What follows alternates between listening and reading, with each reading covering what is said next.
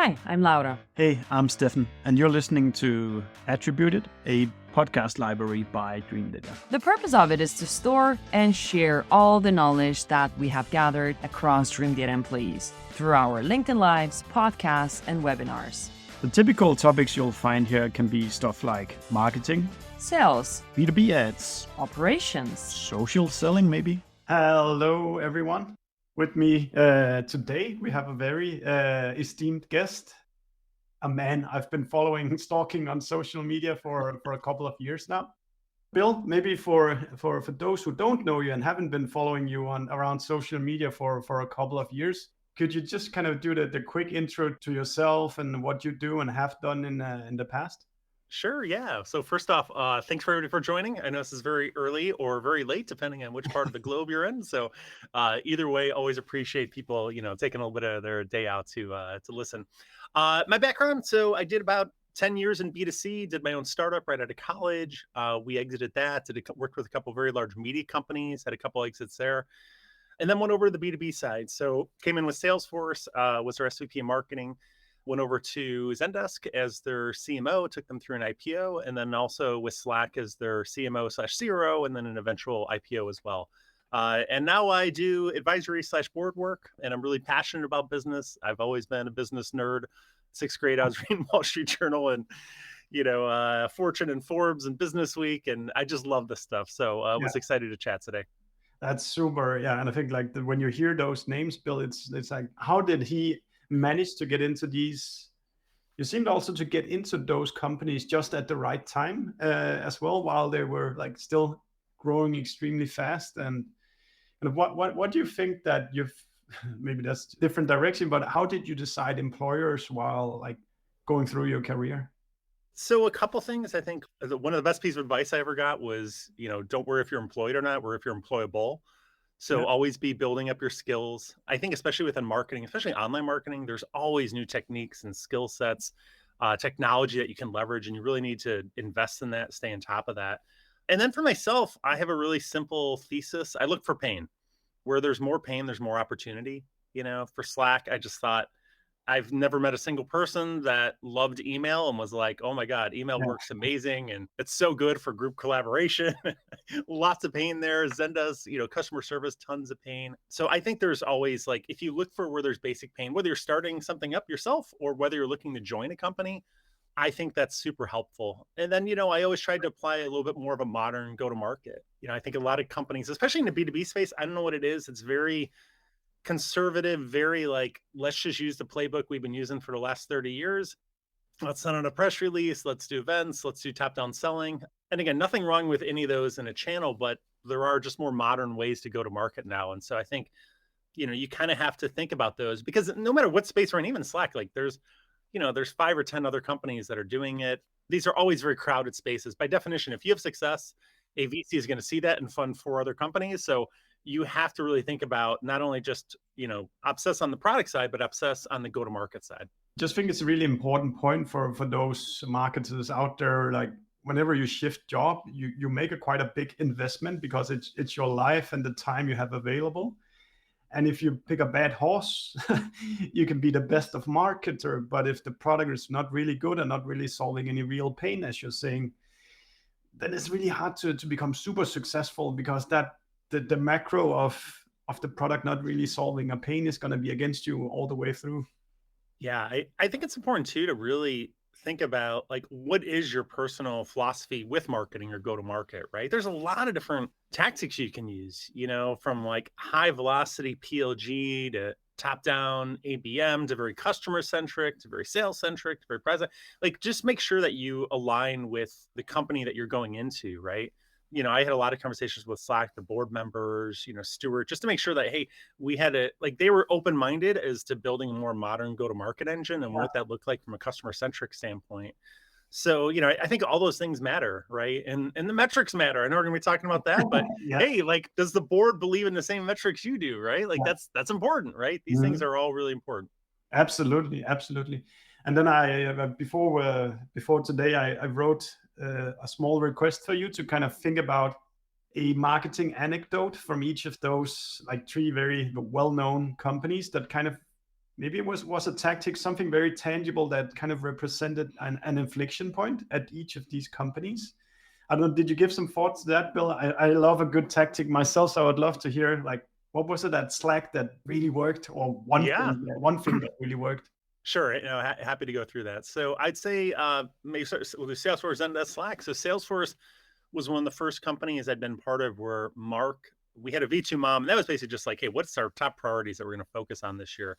And you would always have a couple of values like, hey, how are we going to, live this, this prioritization?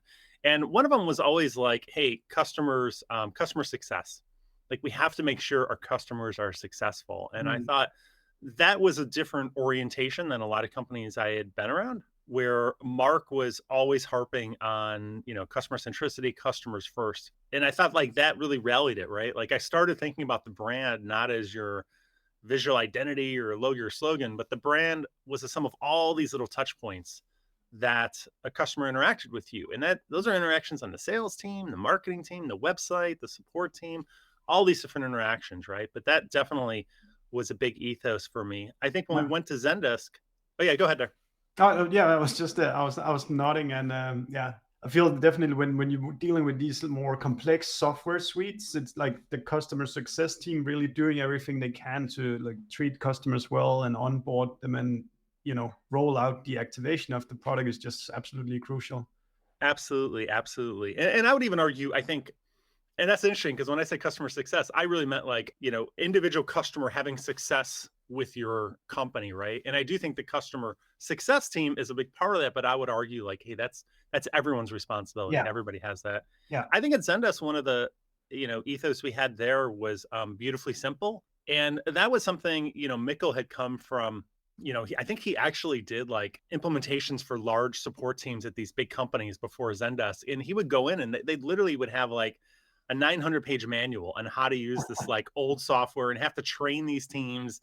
And he was kind of like, it doesn't need to be like that. Couldn't we just make something beautifully simple, right? And that was a beautiful little ethos. And I think today in enterprise software, it's still, the software's too complex. The average net promoter score for B2B software companies is something like a -19. Like, that's bad. It's like a -100 to 100 scale. So it just shows you, like, even today, a lot of companies, they don't build beautifully simple software, right? And I think Slack, we really leaned in even more on this idea of, we want to make a pleasant, simple, working experience, right? And I think the pleasant is important too, right? Not just does your software have the functions, but are you actually like smiling when you use it? Are you laughing? Are you having fun? I remember we would spend time crafting kind of unique, funny notes and in the release notes. So if you ever read the Slack release notes, like in the mobile, I did. yeah, they're a little fun. There's some Easter eggs in there, right? When you log in, what is that? The message of the day that was just originally like Slack just took too long to load, right? And we didn't want to have a giant hourglass spinning, and we're like, well, let's make a message of the day. I think you have lots of opportunities to delight people when they're using the product, and I think marketing is a big part of that, right? Historically, these teams get very siloed. Product is on one side, and marketing's on another, and marketing only focuses on leads, metrics, right? Little tie in there. But to the point that you can pull in marketing and go, hey, marketers, like, you're really good at like, visuals and making fun and simplifying things. Can you focus on those things too? Then all of a sudden your product is very different and unique. And people are having this great experience now. And what I've noticed as a marketer is, even if your metric is leads, if people have like a great experience with your product, they tend to talk about it. And they tend to recommend it. And all of a sudden you have this organic word of mouth leads coming in, which any good B2B marketer knows that is your best converting source of leads, right? They always convert the best, a good word of mouth lead coming in. So anyway, those are little tidbits from those three companies and how I tended to think about them. It's super interesting, Bill. And it's funny, like, it's these small, you can take moments with products or companies that you remember. I remember Slack also, I think they refunded money when you had users that were not using the product. And that feeling it gave about Slack is that it was like super transparent, super honest. They will give you money back if you're not using the product. Like, you can really trust that company. And I did read those release notes. If you like, when you see an app is released, it's always super boring, or just like, we fixed some mistakes. And the Slack was always super elaborate with small, good stories in there for the user. Yeah. The pricing and packaging was a really interesting one, because we definitely spent a lot of time thinking about that. On, we did have a freemium plan, which I'm a big fan of, but on our paid plan, we didn't tie the metric to you paid and you just were stuck with it. It was, hey, if you were starting to use Slack and, you had 10 people on your team using it and 3 people stopped using it, or maybe one person just went on vacation. That was actually like the most common. I think at the time we had like a 10-day window. And so a lot of times people, especially in Europe, go Europe. I love that you can take multi-week vacations. They would get notes. We'd send notes to the admin going, oh, Sherry is no longer using Slack. Here's a refund or credit back. But anyway, the idea there was the success metric, though, was if they were logging into the platform every day. And if they didn't, we didn't get paid, right? So that's a very different dynamic. Like now everyone at Slack, all the employees are like, we got to make sure people get value. We got to make sure they're going back and using the platform. Otherwise, we don't get paid. And I think that's a really good example of aligning a business metric within your company to the customer success metric, right? And when both align, you're both incentivized to create great outcomes. Yeah, that's super interesting. And just one more Easter egg before we head into the metrics, which actually I want to talk about. If you search for a Zendesk alternative, I don't know if you were around when they created that fake rock band, Bill. I was, yes. People who are in a competitive industry where competitors are biting your ankles, then go search for Zendesk alternatives. And you'd actually find a rock band that has recorded a video and all sorts of crazy stuff. It must have been quite fun to pull off. Yeah, that was, we had an amazing video team at Zendesk, and it allowed us to do a lot of fun things. And one of the ideas is my history, I was talking about when I'm in the B2C side, I spent a lot of time in SEO. So I knew that really well. And, a very common search is your name plus alternative, because people are just kind of like, oh, what other companies are in the space? I'm in my research stage. So we were like, what if we made this fictitious band, that was part of, also named Zendesk. And, they talked about how Zendesk stole their name, and it's just like 5 minutes. And it's just funny, right? It's a fun way for people to get introduced to the band. And it's still kind of ranks, which is crazy. It was like 10 years later or something like that. So I still anecdoted, maybe told it to 40, 50 people. And it's funny how these small brand moments really can stick with you. Yeah, it was fun. Okay, if we then switch over to the hardcore let's do it stuff. So Bill, you've been running marketing teams at some of the most successful companies, or software companies at least. I guess metrics is a natural big part of that. How do you think about metrics in general for marketers and marketing leaders? What is kind of your the overarching point of view of metrics before we start heading into the more specific? Great question. Yeah, great question. So I'm an optimist.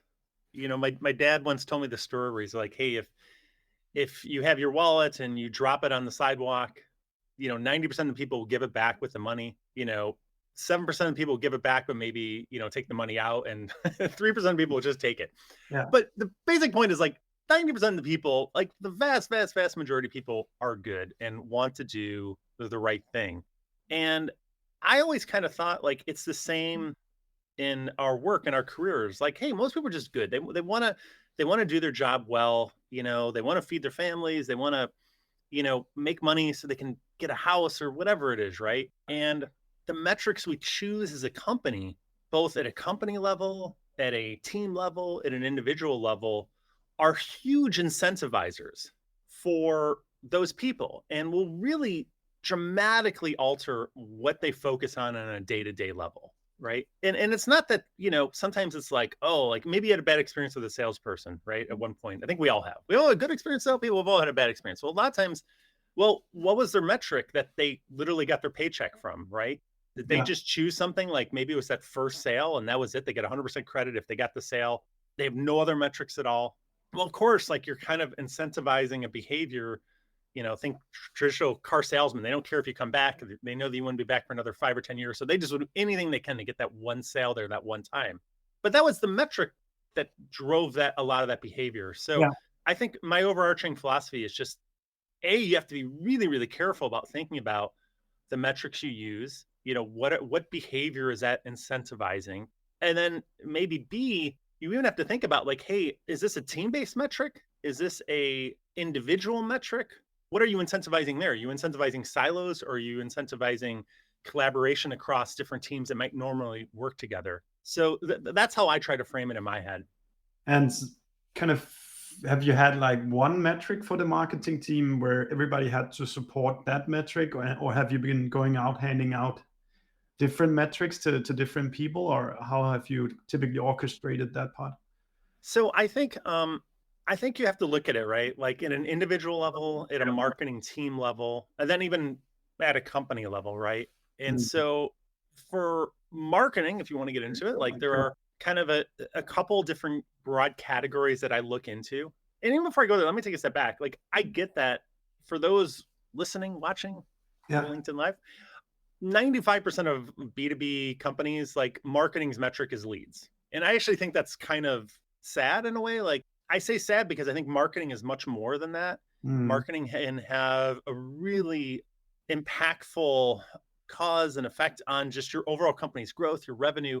And when you just take it down to leads, it's a very short area. It's a very narrow area, right? So really the 4 or 5 categories I like to think about are, first starting off with, I call them funnel metrics. One more time. Funnel metrics. Funnel. Funnel metrics, right? Funnel metrics is this broad set, which is everything that includes like top of funnel. Hey, how many visitors are we getting, every day, every month to the website?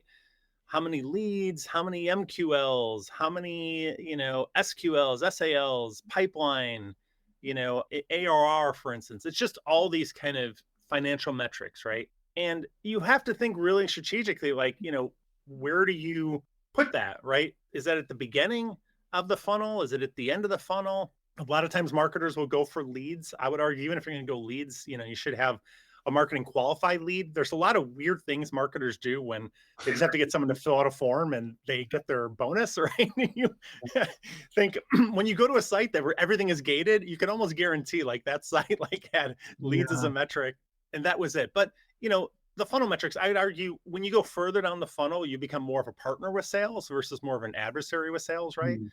Because you're both only getting paid or, metric if, someone actually comes a true opportunity or someone actually did become pipeline or they actually did sell it there, right? But I do think the funnel metrics are important. And not only within funnel metrics, classifying out, are these new revenue or is this, add-on upgrade expansion revenue, right? Yeah. Like a lot of marketers will only do leads, but they'll only do leads for net new people coming in. And I would argue, especially in like software SaaS, the field we're both in, historically, half your revenue will come from add-on upgrade expansion, different plans, new products. Yeah. Like marketers can do a huge job there. And when they don't, what ends up happening is sales ends up having to do all that, all through one-on-one knife fights. Marketing is really good at doing, programs at scale, right? So we can really help improve with that capital efficiency, which is really important if you're thinking about it. But those are the funnel metrics. That's the first category that I tend to think about. Yeah, I think this is kind of what you need kind of when rougher time comes. You need to be able to show,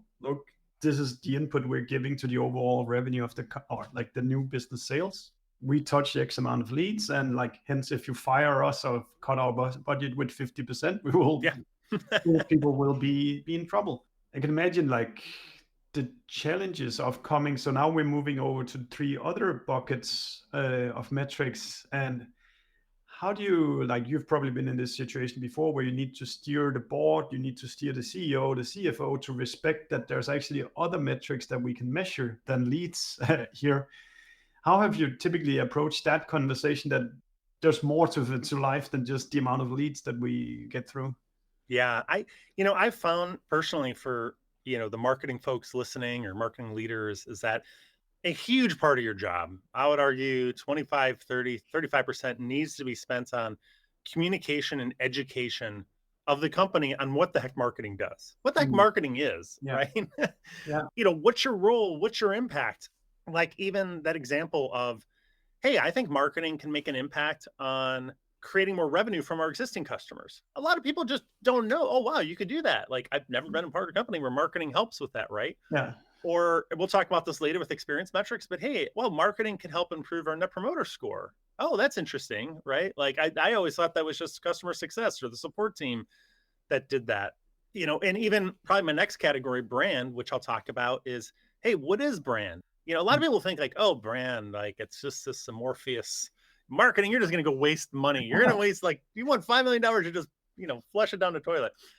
Well, here's the thing, brand, you can measure brand. There's tons of good metrics on brand. There's, aided recall, unaided recall, sentiment, sure voice, sure conversation, especially I think, brand isn't as muchly paid attention to in the B2B side. I would argue that's a big miss, but for those of you that have worked on the B2C side, it's absolutely tracked, religiously looked at, right? I do think you need to have these conversations with your stakeholders. That's a big thing, like marketing, like CFO, CEO, head of sales, head of success, head of support, and then all of your board members. Maybe there's 4 or 5 board members. You need to have relationships with them, talk with them, and explain to them, hey, this is why I think marketing, this is what we should be looked at. This is the areas I think we can positively impact. And brand, I always said, well, look, guys, like demand gen is short-term leads, brand is long-term leads, right? Like it's still the same goal. Like, hey, we want to improve the business, but brand is something that is going to allow us to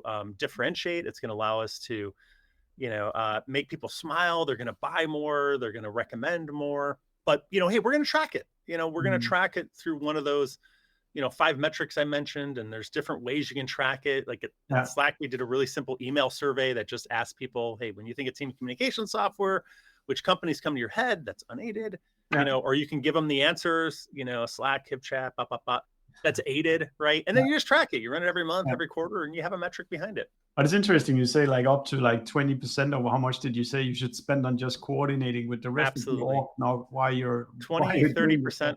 The biggest mistake, because I do a lot of advisory roles now where I work with companies and a lot of times with the CMO or the VP of marketing. And the biggest mistake I'll see is a lot of people come from an IC path, they get promoted up. And when they're in that role, all they do is heads down 100%. Yeah, they do tactics. There's so much to do in marketing, right? There's just always things are on fire and we're trying to do this and this and this. And they never ever talk to all these other stakeholders and kind of inform them, hey, here's what we're putting our cycles on. Here's what marketing is. Here's how long things take, right? Like, a lot of people are guilty on the other side of going, oh, marketing, just change the website, with the new messaging. That should take a day. And they're like, no, that's not how it works, right? You have to educate people. Here's the timeline, right? And you got to understand too, a lot of people in SaaS or software, a lot of those founders are product founders, right? Or they have a development background, an engineering background. Like marketing is kind of new to them, right? It'd be the same, right? Like if, as a marketer, you're CEO tomorrow and all of a sudden you're managing, the dev team and the infrastructure team. And you're like, I have no idea kind of what your metrics are or what you do or your purpose. Like, you kind of rely on them to educate you. So I do think you need to spend those cycles on educating people about the metrics, about what you're doing to be more successful and get that buy-in. Super good. So the first bucket, that's the funnel metrics. That's the hardcore kind of revenue related metrics. The next one you said is experience metrics. Actually, I was going to go with, I'm going to go in order. I'll do brand metrics. Is the second one. So we talked about, aided recall, unaided recall, sentiment. But the important thing is just start tracking it, right? So the cool thing when you start tracking brand metrics is depending on your methodology, you will get not only your metric, but you'll get all your competitors' metrics. And I found, especially if you're trying to like, oh, nobody believes in brand, nobody will invest in brand. A great way to get more investment in brand is to show a chart, your next board meeting or your next, exec meeting or whatever meeting it is, and show yourself, your company plotted out with 5 data points on your awareness, and then show your competitors, right? Yeah. And maybe those competitors are growing higher, right? And be like, hey guys, we need to think about this, right? Or sentiment. Sentiment is just like, how favorable do you perceive this company, right? Yeah. Maybe not everybody knows you yet, and that's okay, you're getting there, but like everybody knew Outlook was the most favorable perception towards Outlook. I'd argue maybe not, right? So you do have to think about these things. And, the more you start tracking brand metrics, and then you can show the impact. Now, tracking them is important. Another thing that I found, go ahead. So brand metrics. So I've personally not worked in a role where you could afford these like big brand surveys and like call people and ask and stuff like that. So for a bit smaller companies, do you any methods that you can recommend to kind of measure brand in that sense? Yeah, so some people will literally do direct searches. That's probably the easiest one. Direct searches of your brand from the web, right? So how people are literally typing your company's name in Google. That's an easy one. You're right. Historically, brand and brand metrics were very expensive and hard to get. I would argue, just like anything, that's improved tremendously. So when I was at Slack, what we did is we used SurveyMonkey. and it cost us maybe a couple thousand per survey. I think maybe 3,000. And we would just send it out, 500 people, that were kind of in our demographic, firmographic range, and they would get a survey, and we get to statistical confidence and 500 completed surveys. And then we had those data points, right? And then we ran that I think we ran it every month, right? So you're talking 3 times and 36,000 for the year. Yeah. Okay. It's expensive. Is it like going to kill you? I wouldn't argue like in a larger, B2B, even a medium-sized B2B company. The point is like, you can get these things. They're not like that hard. And look, one of the reasons I love Dreamdata and just in general attribution just kind of tells you like, hey, is this stuff working or is it not, right? Yeah. And starting to track these metrics allows you to go into all these meetings and not get into this brand works, brand doesn't work, right? This philosophical, just, hey, here's just data. Let's take the politics out of this. Let's just look at the actual data itself. So I do think like tracking those brand metrics and then thinking about like how they, get assigned to the team. I think that's another layer, an important layer is not just, I don't like the idea of, okay, my marketing team, I just have like the brand team and that's all they do. And that's all they get metric on. Then there's like a demand gen team and they have their own funnel metric. I personally found what works better is you have all these different teams by functional area. And then you choose at the beginning of the year, like, hey, what are the most important things we're going to focus on, right? Because you could argue like a social team, is that brand? Well, I don't know. Social, you can do a lot of things to generate leads and funnel, right? But you can also generate brand. Like, is the designer, are they brand or are they, demand gen? Because they could work on a lot of these demand gen campaigns, right? So I don't like giving team names a metric, right? Like, I don't like having a demand gen team because that's all they do is demand gen, right? They should be, is the paid advertising team, and we can leverage paid advertising for brand campaigns. We can leverage them for demand gen campaigns. But that's another important nuance too, is once you have these metrics, thinking about how they get assigned to the individual teams. Yeah, that makes a lot of sense. So funnel metrics, brand metrics, experience metrics, stakeholder surveys, and data-driven milestones. Yeah, you want to pour through those real quick? Yeah, let's do it. All right, yeah. So let's go to experience metrics next. Experience metrics for me is this idea of kind of going back to the Salesforce, right? Like we want to make sure our customers are successful. How do you do that, right? And what I've found is in a lot of companies, there are no experience metrics. Hey, was the customer successful or not? There's just none, right? And maybe there's one, maybe the support team gets it, maybe the customer success team gets it. Experience metrics for me are things like Net Promoter Score, CSAT. These are things that are Net Promoter Score simply says like, hey, how likely to recommend Slack to a friend or colleague? And what you notice is if you're marketing and if you care about how many leads you get, well, again, you want to make sure a lot of people are recommending you, right? So all of a sudden you're like, that's how it really came from me. I'm like, well, I want to drive my funnel metrics, but whoa, like the experience is having a big influence here because if no one's having a good experience with our company, no one's recommending it, I have to buy all the leads. Like that's a really expensive way to grow. I want to like think about, hey, can we get more people just having a great experience with us? And so I think just tracking experience metrics, like a Net Promoter Score, maybe at a company level, for marketers, we did a lot of stuff of like, hey, if someone self-identified as a 9 or 10, as an advocate at Zendesk or Slack, we would have automatic rules, right? Like, hey, will you write a review for us on G2 Crowd? Will you speak at our next conference? Will you, introduce us to your procurement person? Yeah. Whatever it is, right? There's a whole playbook around it. I've tried that like firsthand myself, and it works incredibly well. And I think it is an expression that, look, I paid you money, but I'm actually so happy with the money I paid you that I feel like I get more out of the money that I'm giving you. So there's some sort of goodwill saved up within me. And if you come and ask nicely, you can actually direct that goodwill to like a tangible outcome. Totally. Right. So you have those experience metrics, like things we did at Slack, for instance, like when I was there, I was managing the sales team too. And we put in a CSAT survey. So we said, hey, after someone finished interacting, buying from a salesperson, we would send a survey and we go like, hey, Sally was your account executive. How helpful was she? 1 to 5, how responsive was she? How knowledgeable was she?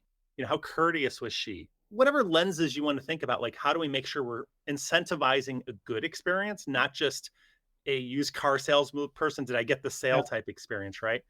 And then, you can even go like with metrics drive behavior. Okay, well, maybe these set of experience metrics are also, a part of if this person gets promoted, if they get their bonus, how big their bonus is, right? we measured CSAT extensively on the support side too, not just, hey, did you answer the ticket, or how many tickets did you close in an hour, right? Which is usually like the churn and burn, which we get copy paste macros for everything. But hey, did someone actually rate you really high on like helping them solve it, and they solved it with, courtesy and empathy? Again, like these metrics drive the behavior everywhere within the organization. Even marketing, again, like if you're getting measured a little bit on maybe the website, like how fast it loads, right? I would argue that's a good experience metric, right? Or did they find what they're looking for on the website? Or did you just put everything behind a gate? Because again, your only metric was a funnel metric. Those experience metrics matter. And I do think, finding, even to the very first point, if you believe in that stuff, go to a company that believes in that ask the CEO, what's your net promoter score? If they don't even know what that is, like that's a bad sign, right? Like, thank you very much. I'm going to go on to the next one. It's very interesting to hear how you kind of think more holistic about marketing and not just kind of that spend money, generate leads thought, or it is what you think, but it's much more effective if it's the customers that are doing your marketing for you. Like this holistic approach of happy customers talk to other people, and then we get more customers, we get more leads, and so forth. Yeah, it's a great flywheel. So anyway, so that was the experience metrics. Kind of going to 4 and the last 2 here, stakeholder surveys. So I was really shaped. I remember there was a point where I was working for one of my consumer companies, and I remember my laptop wasn't working, and I went to the IT person, and the IT person was just eating a donut, doing like nothing. Sorry. I love IT people, but sorry, and he was just like looking at me like, oh, what's the matter? I'll get to that next week. And I'm like, no, like I need to use this, right? Like this is my daily thing. And I'm just like begging and pleading with him, like, please help me, right? Like, and I was always like, I never wanted that. Like when I was running a team, I never wanted our team to be like that to our other internal stakeholders, right? In marketing, you have a lot of stakeholders you're working with, you're working with sales very closely. You're working with product very closely. You're working with finance on projecting, your revenue and how many leads and funnel stuff you're going to be getting here. You have all these different, stakeholders. And so one of the things that we would do too is we would run a survey. So we would run a survey to all these stakeholders and we would ask them, hey, how much value did marketing create for you? How responsive was marketing? All these different lenses. Like, so product marketing is a really good example of a sub team that works with a lot of these different teams. We would ask them like, hey, maybe the marketing ops person, well, maybe you have internal marketing team members that are relying on you as an ops person, right? So again, run that survey, create more of an internal customer centricity, because then these folks, again, you're not just eating a donut, I'll do it whenever. It's the DMV for those that live in the US. It's something where they're, incentivized to do a good job. Because again, most people want to do a good job. I think it's super interesting that you do this, and that kind of, as a marketer, so sometimes you can feel like the king of the world if something you did was super successful. Like, now we're ranking number 1 on this big term, or we did this conference and we got this many leads. But what if the rest of the organization actually feels you're doing a bad job? Are you just running your own silo projects where like the rest of the organization is not impressed with your work? Well, you need to know so you can have the conversation and try to improve the collaboration. So super interesting, Bill. I've never heard anybody talk about that before. Yeah. And I would say too, again, advising a lot of marketing teams and seeing marketing teams and seeing people and marketing teams get laid off, like it's a really dangerous situation when you're in marketing and you're just like, oh, we created this latest bell and whistle and shiny object. We're great, pat ourselves in the back. You want to make sure everyone else also believes what you're doing and that you're adding value. And those stakeholder surveys are a really good way. Now, does it have to be everything? No, you can weight all these metrics, right? But I think having something there is really important, right? Like if you're in product marketing and you're the person that does sales enablement for the sales team, you're working on customer stories, you're working on whatever. Well, they're the ones that they are the receiver of your product, right? You got to make sure that they think, that they think you're adding value and that you have a really good relationship there. And that's going to help you out. So you don't run into a situation where it's all of a sudden like, whoa, nobody thinks marketing is doing a good job. And and then that's hard, right? Because, budgets are tight. Well, who gets cut first? Maybe marketing, or maybe their budget gets cut, right? Whereas I think if you have stakeholder surveys and all these teams are like, oh, wow, they're crushing it. They're doing so good. Yeah, give them more. I'll give them my head count, right? Yeah. Because I think they're doing so good there. So it's a powerful metric to incentivize good behavior there. Yeah, super interesting. And I think it's also, you shouldn't shy away from the bad news. If there's actually somebody who feel you're doing a bad job, then Like you need to like understand why they feel like you've been doing a bad job, or can you adjust the course and then make them happy again? Yeah, Then yeah. you're probably putting your company in a better position. So the last two are one, the data-driven milestones is a big one. I think just, and that's just the reality is a lot of times in marketing, you're working on a big launch, a big release. You're working on a Dreamforce that's coming up, right? Yeah. And it's just a date driven. And I remember Mark Benioff, I remember he used to say like he liked date driven stuff because you put a flag in the ground and you couldn't really make excuses. It's like, hey, Yeah. we've booked Moscone on these dates. We have to have everything ready for it versus, agile sprints and, we can always do it in our next sprints and whatever it is. So I think sometimes those are helpful, right? In it, those date driven milestones. And then the last one, which I can't remember if we talked about, POG metrics, just real quick. I do, again, think in the mandate of where marketing can do product-led growth, there are things like daily active users, things like product qualified leads, right? This idea of like not just going through a traditional funnel, but going into the product and then becoming a lead that way. That marketing can influence and can improve. Now, is that a only marketing owns that? No. I like a lot of these metrics should be shared across multiple teams so you don't get these silos, right? Yeah, absolutely. PQLs, right? Like, it's a great one that marketing and product should probably joint own, because marketing owns a lot of the funnel, getting them into the product, a frictionless experience. Even when they're in the product, I would argue marketing can focus on the visual identity in the product, maybe the color scheme, delightful moments, reducing friction, going from 11 steps to get, time to value to 3 steps. There's a lot of things marketing can do there. So those are, at a high level, those are my 5, funnel metrics, experience metrics, stakeholder surveys, date-driven, POG metrics. Are these the only ones? No. I mean, there's tons of smart people. There's great other metrics out there, but I would just, it's a way to just kind of have you think like, hey, maybe it's not just leads, right? Maybe there are some other things we can do as a marketing team to show our broader impact on the company. Yeah, and it was interesting to hear that latter part about the product things as well. I think it's easy sometimes to just think about your own little world.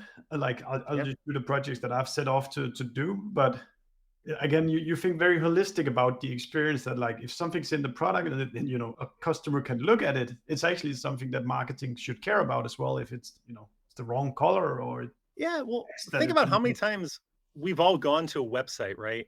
Yeah. And you're like, whoa, this looks amazing. I see all these people, smiling faces. I see emotion. I understand it's written really well. This is a good website.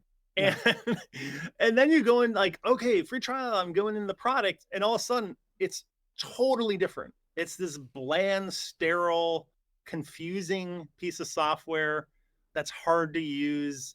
And you're like, what just happened, right? Like all the prompts were written by engineers. Everything is like next, cancel, request denied. There's nothing fun in here. I remember that's so funny story. I was advising a very, very large company and I was sending in my invoice, and you would think sending an invoice should take like 2 minutes of your time. This is not a hard thing, but I had to log into their procurement software. It took me like 2 hours, Stefan. I kid you not. It was like everything was an 8-point font. It was completely not written for the user, or certainly a person submitting an invoice. Yeah. Maybe they were making that intentionally hard. And I was like pulling my hair out. I would never, ever, ever, ever use that software again. If I was buying the software, I would stay away from it. If people asked me about it, I'd say, my God, stay away from that. It's horrible, right? But marketing could have, like, if they were included in those cycles, like, hey, because marketing tends to be good at like conversion rate optimization, right? Like, how do we make things simpler? How do we reduce steps? They tend to be good at like brand stuff. So how do we make this more fun? How do we, include our color palettes? How do we include more Easter eggs? Maybe our mascots in the software. Maybe you get like a high five when you finish your first key task, or some fireworks go off. There's just lots of opportunities there. And historically, marketing doesn't do it because those teams are very siloed and they use, most importantly, very different metrics. I feel like I'm thinking about our own product, how we could do that. I think it's interesting to say things needs to be a little bit more funny, like brighten up the day a little bit rather than just like being very concise. But Bill, so now you've painted this picture, all these metrics that you can care about, and I almost get a little bit stressed that I actually need to care about all these things. So what's your advice for marketers to kind of stay grounded, or like don't get too stressed about all these moving parts that they could care about? Yeah, so I think a lot of that comes down to the leader too, especially if you're a leader of a team. I would say, talk about comms. I'd say one of your next most important things is prioritization, right? Yeah. Like get the team focused. Like I think a lot of people just kind of say, okay, all these different marketing teams, what are you going to do this year, right? And I'm more of a believer of you go, hey, here are the 3 most important things we're going to do this year, or the 5 most important, whatever it is. They're literally in stack ranked order. And how do all of our marketing teams and even other teams outside marketing, how are we going to contribute to hit those? Yeah. And here's the metrics they're going to use, right? So we're using OKRs, Salesforce, we use V2MOM, which I think is a little bit better. What's it called? But V2MOM. So literally the word V, the number 2, and then MOM. You can look it up. It's a really cool framework. It includes, values, your mission. It includes the concept of stack ranking, which I think is really important. But yeah, I think, the worst bosses I've worked at is where they give you, 10 unstructured items that are all equally important, right? Like and you get stressed, right? And even with those metrics, you don't have to use all 5 of those. Maybe you just choose like 2 this year or 3 this year, or maybe for this quarter, brand is the most important. And we're going to focus on it, but we're going to measure it, right? So I do think like that's the job of the leader, the company leader, the marketing leader, even if you're the team leader, maybe you're the marketing ops team leader, right? Be really crucial with those cycles, because you can always do a million things, but what are the 3 that are really going to move the needle, and have your team laser focused on those to not get stressed out? I think that's really good. Like the moments where I get stressed is when I have too many priorities that all seem important and they're not stacked according to their importance. then it stresses you out, because like what should I do, and you can't finish all of them at the same time. Absolutely. I'll do one last question, Bill, and then we'll round off. But so you probably have had this question before, but what's your advice to kind of have a successful career in marketing? Just like broadly speaking, what comes to your mind there? Yeah, it's a fun question. So one, I mentioned it earlier, like, hey, focus on if you're employable, not employed. I remember when SEO came out, I'm a little older, but there weren't any there were no classes at school I could take on this. It was just like SEO. And I remember just going, hey, every night after work, I'm just going to spend like 2 or 3 hours reading forums, reading every single thing I can about SEO until like I'm an expert, right? I know about, backlinks, domain authority. I know about content creation, on-page optimization, video optimization, and the knowledge was out there. It's not like it's hidden. You guys do something I love, which is, multi-touch attribution modeling. I think that's so important. It is absolutely important. And it is a little bit harder when you first get into it. But if you read and you listen, and everybody even listening to this, I think is showing that, hey, they want to learn. They want to keep finding new ideas, and there's different ones out there. So I think just having that constant source of learning is incredible. And then, show that impact, right? Like, if you don't show the impact via metrics, you kind of devolve into having to show the impact via politics, which I don't know, like, I love being political. It's not fun, right? But if you have strong data that's like, hey, we are moving the needle here, right? And you're showing these teams the value, like that's going to help with your career, right? You're going to go further because your marketing is no longer limited to a very narrow slice. They're making this impact on a very large scale, right? And you're communicating, right? You're prioritizing, you're doing a lot of these things that great leaders do. So anyway, I think for me, that helps. And then maybe the last one is just like we talked about earlier too, find places that have pain. If you find a big pain source that a lot of other people have, that company is generally going to be doing pretty good, right? Because it's a big pain source, right? So, there's a lot of different ways VCs look at companies and look at all these different metrics and advanced metrics, and they're probably fine. But a simple one is just, hey, is this really painful? Have you experienced it as an actual person? Yeah. Is it a consumer or is it a background from business as well? Yeah, totally. So I think all those things will help you out. Really good advice, Bill.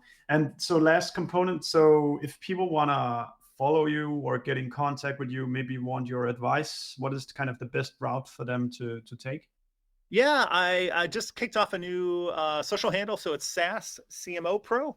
You can follow me there on all the major, Twitter, TikTok, all different ones. LinkedIn, obviously you're on LinkedIn, fantastic place. Yeah. You can follow me here. If you want to connect with me, send me a message. Happy to, see if I can help out. But, it's a lot of fun. And I'm shifting a lot more to talking about this stuff now, just because I think it was a lot of pain for me going through my marketing career, having to learn about this stuff and metrics and communications. And I found just talking about it allows me to, connect with other marketers that are going through similar pain points within their careers. Wonderful. Bill, thank you so much for joining. I could ask you 20 more questions, but I'll let you go now.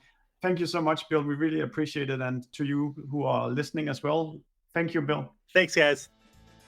We hope you like listening to us. Subscribe to our podcast and the ones that we have been guests on. And if you have any feedback for us, just do let us know. And should there be a guest that you think we should be talking to, then pitch us. We're looking forward to seeing you.